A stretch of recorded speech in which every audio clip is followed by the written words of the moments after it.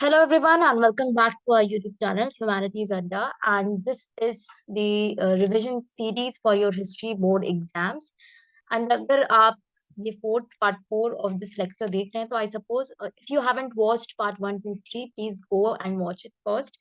And this is the part 4 in which we will be discussing Bernier. तो इस part में हम Bernier को discuss करेंगे and ये through the eyes of travelers का चैप्टर का जो आपकी थीम सेकंड बुक है उसका जो फर्स्ट थीम है उससे ये लास्ट टॉपिक है Bernier.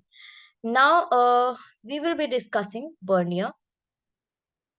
Okay, so first we will have a look at the questions. जो हमने क्वेश्चंस जो है हमें यहाँ पे देखने के लिए मिले हैं जो प्रीवियस ईयर क्वेश्चंस ऑलरेडी जो बोर्ड में पूछे जा चुके हैं. तो क्वेश्चन हम देखते हैं. फर्स्ट क्वेश्चन है explain Bernier's understanding of land ownership during Mughal period. This was asked for 4 marks.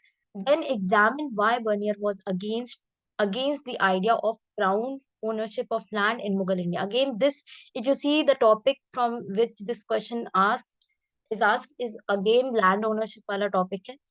Third question को अगर हम देखें तो यहाँ पे है examine critically Bernier's account of land ownership in the Mughal empire. 8 marks में किसी ईयर में आया हुआ क्वेश्चन है. I haven't mentioned the years, but you have to understand कि ये जो लैंड ओनरशिप वाला पोर्शन है फ्रॉम बर्नियर वाले सेक्शन से, that is very important. And then describe Bernier's description of land ownership. Again land ownership वाला question है in India. And also describe its influence on western theorist from 18th century onwards. तो किस तरीके से जो Bernier ने एक तरीके से लिखा लैंड ओनरशिप के बारे में मुगल पीरियड में, उन सारी चीजों को वेस्टर्न जो थ्योरिस्ट थे, वेस्टर्न जो फिलोसफर्स थे, how they accepted these things and how they incorporated this idea of जो भी हम आगे पढ़ेंगे लैंड ओनरशिप के बारे में, वो आइडिया अपनी राइटिंग्स में किस तरीके से वो इंक्लूड करते हैं. तो वो इन्फ्लुएंस हमें देखने के लिए मिलेगा. That we will be looking at now. Then you have another question. Name the book authored by Bernier and why did he project Mughal rule as tyrannical? Give one example. तो एक तरीके से tyranny जो थी Mughal empire में वो क्यों कहता है कि वो प्रोजेक्ट क्यों करता है, तो इसका भी reason again you have the land ownership ही इसका रीजन होगा. 2 marks वाले में ये पूछा गया क्वेश्चन. अगेन अनदर क्वेश्चन है who was Bernier, mention his views on sati system. तो जब जैसा मैंने एनालाइज किया सती सिस्टम पे ज्यादा कुछ हमें इंफॉर्मेशन अवेलेबल नहीं है. एक सोर्स है जिसमें he talks about a child bride being dragged towards the ये funeral pyre of her husband. वो आंसर सब्सटैंशिएट करने में उतना ज्यादा हेल्पफुल सोर्स नहीं है एडिशन करने के लिए. सो सी यहाँ पे 2 marks में ही सती सिस्टम को पूछा गया है. And explain the ideas of Bernier on sati system and ideas of Ibn Battuta on female slavery in India. I think this was asked for 4 marks. Please यहाँ पे गलती से मैंने 2 marks लिख दिया. Please check the previous video, उसमें भी ये क्वेश्चन है because we were doing Ibn Battuta. तो यहाँ पे हमें कंपैरेटिव एक तरीके से दोनों को लिखना है कि बर्नियर ने सती के बारे में कहा क्या कहा और इब्न बतूता ने फीमेल स्लेवरी के बारे में क्या कहा. सो फीमेल्स एक तरीके से फीमेल का जो क्वेश्चन है in the Indian society, that was mainly written by Bernier and Ibn Battuta ने इस पे फोकस किया था. अल बिरूनी के एविडेंस में अकाउंट में जो किताबुल हिंद है we do not find that much information. Now we will talk about ये सारे क्वेश्चंस हैं, ये इंपॉर्टेंट क्वेश्चंस हैं. तो इन्हीं क्वेश्चंस को ध्यान में रखते हुए हम इन टॉपिक्स को डिस्कस करेंगे. Overall we will be discussing Bernier. तो पहले हम थोड़ा बहुत बर्नियर का इंट्रोडक्शन ले लेते हैं. बर्नियर एक French, he was from France, he was a Frenchman. He was a basically specifically a doctor, political philosopher as well as a historian. India में ये 12 साल तक था, 1656 से लेके 1668 तक. So if you look at the Mughal period में we know that 1605 में यू नो अकबर की डेथ हो जाती है. Then you have Jahangir till 1627. From 1627 till 1658 के अराउंड तक you have the rule of Shahjahan. तो कुछ टाइम ये शाहजहां के टाइम पीरियड में रहेगा ना. After after that Aurangzeb war of succession होता है मुगल पीरियड में. एंड देन फिर औरंगजेब जो है वो नेक्स्ट किंग बन जाता है.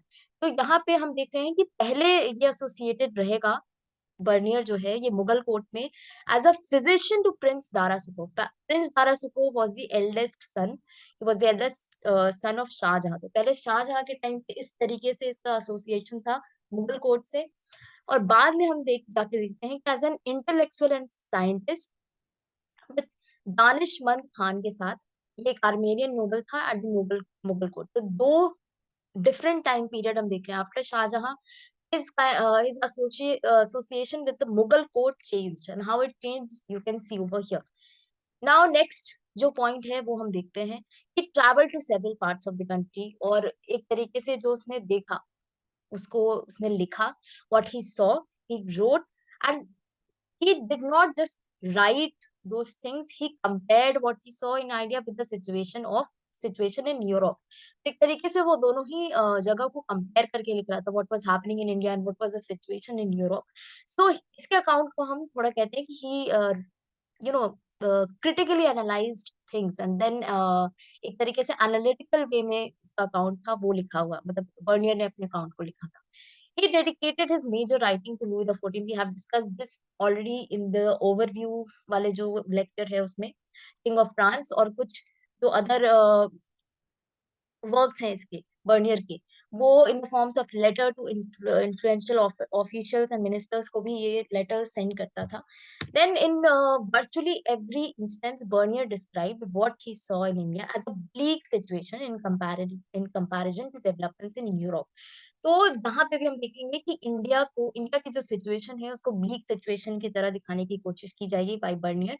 And we can say because he was somehow coming from a different place, and European इस टाइम का जो टाइम पीरियड है, already East India Company has come to the French भी आ जाते हैं around 1668 as the we can say colony के form में, to make us colony, sorry coloniser के फॉर्म में देखा.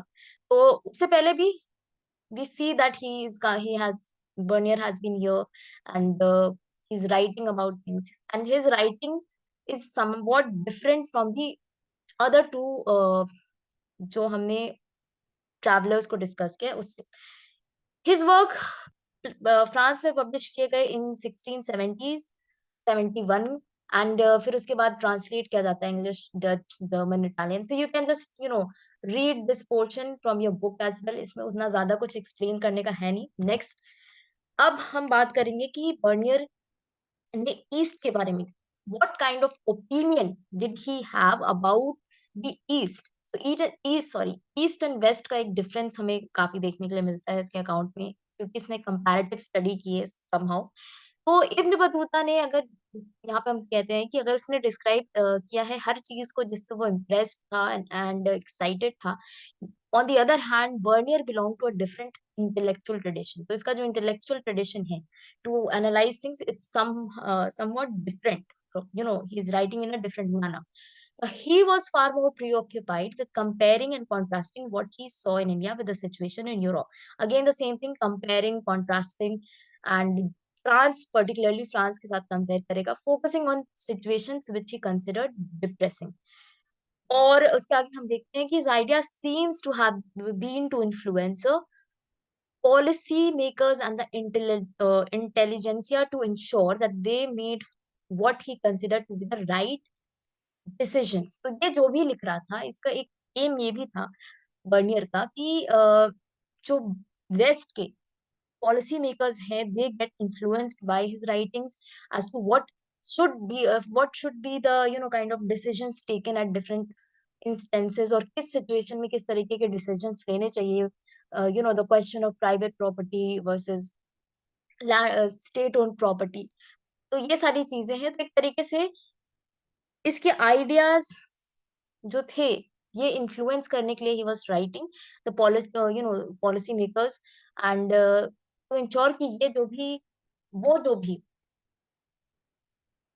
decisions ले वो right decisions. I hope this much is understandable. Then Bernier's travel in Mughal Empire is marked by detailed observations, critical insights and reflections. तो सिर्फ ऐसा नहीं है कि whatever he saw he just wrote it down and उसी को hand over कर दिया. No, he analyzed, observed things, critically analyzed things.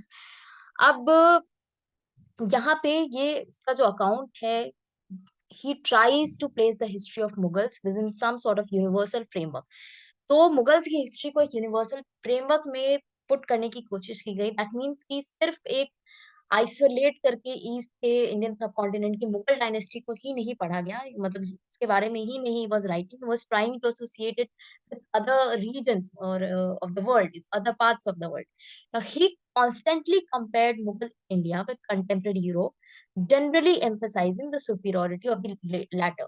तो हम देखेंगे यूरोप को हमेशा ये एक तरीके से सुपीरियर पोजीशन में रखेगा vernier in his account, and his representation of India works on the model of binary opposition. तो एक तरीके से ये you can include in your answer. I think it is very important यहाँ से कि बाइनरी ऑप्स का जो मॉडल था रिप्रेजेंट करने का इंडिया का, वो बाइनरी ऑपोजिशन पे बेस्ड था। सो एक तरीके से you have good, so other side you have bad, only two things are possible. तो एक ग्रेट है अगर यूरोप, तो India will not be so great, you know the opposite of it. तो इनवर्स ऑफ यूरोप की तरह India को represent किया गया है by Bernier in his account, and he also ordered the perceived differences hierarchically. तो जो डिफरेंसेस थे जहाँ पे यूरोप आगे था, उन डिफरेंसेस को, मतलब अगर we are comparing East and the West, and जहां जहां पे वेस्ट जो है they are somehow in a better situation and they are in a good situation, तो उन डिफरेंसेस को आगे रखा इसने। और बाकी ऐसे भी डिफरेंसेस होंगे जहाँ पे इंडिया जो है वो सुपीरियर होगा, you know, in that situation West से। बट उन चीजों को उसने अपने हाया की ऑर्डर की जो इसने ऑर्डर किया, जो अकाउंट को लिखा जिस ऑर्डर में, उसमें उन उन डिफरेंसेस को लास्ट में लिखा, यू नो, सो दैट एक ये इमेज बन जाए कि इंडिया उस टाइम पे जो मुगल पीरियड है और ईस्ट जो है वो इंटीरियर है to the western world. Now comes the very important topic, land ownership. Land ownership जो है ये काफी इंपॉर्टेंट है। So I guess we will end this here and I make another part of it, like okay, so thank you for watching this lecture. I'll be coming with Bernier, second part of Bernier specifically, in which we will be discussing from land ownership onwards. Okay, so I hope you liked this much of the lecture, this part of the lecture. So please subscribe, share, and like this. Subscribe to our channel, like this video, and share it with your friends. This is what I can say now. Okay, I'll just stop the recording now.